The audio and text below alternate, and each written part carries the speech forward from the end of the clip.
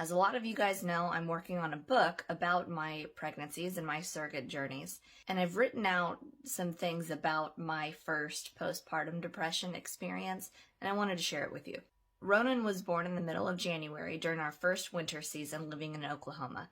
It was enough of a transition to experience just how cold it gets, but then you add that dreary AF weather on top of postpartum depression, and you just want to cry all the livelong day.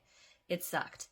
I would put Ronan in something with a harness, put a movie on for Robbie in the living room, and I would just go in the bathroom and sob for as long as I could before the guilt of leaving my kids in the other room unattended sank too far in. I was obsessed with being successful at breastfeeding because I felt like such a failure when I couldn't produce enough milk for Robbie when he was a baby. I was successful that second time around, but barely. As soon as he was 6 months old, I chalked it up as a bronze medal winning triumph and stopped and went back to work. With enough time, grace, and support, those dark and low feelings eventually lifted. Each year in September, I see a Facebook memory come up that shows a post from 2014, the year that Ronan was born.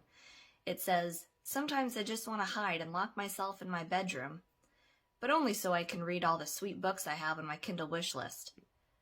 To me, at the time, it was a way of saying, I no longer want to hide and lock myself in my bedroom, period. But no one knew that.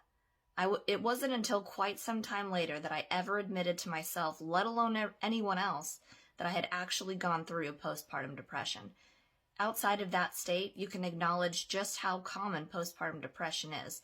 You can even minimize it and talk about how temporary it is.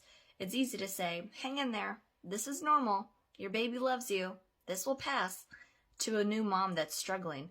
But when you're that new mom, the sentiments around normalizing your feelings can make you feel like you're just not being taken seriously. They must not truly understand how I'm feeling if they're going to tell me to cheer up and hang in there. The key is time and science.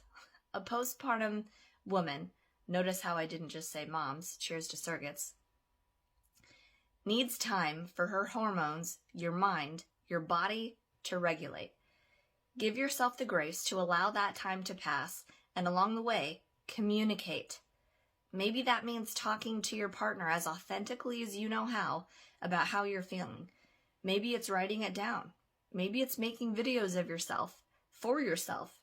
That was my method for postpartum depression number 2, but more on that another time. Maybe it's going to a professional. However that communication manifests effectively for you, keep it up.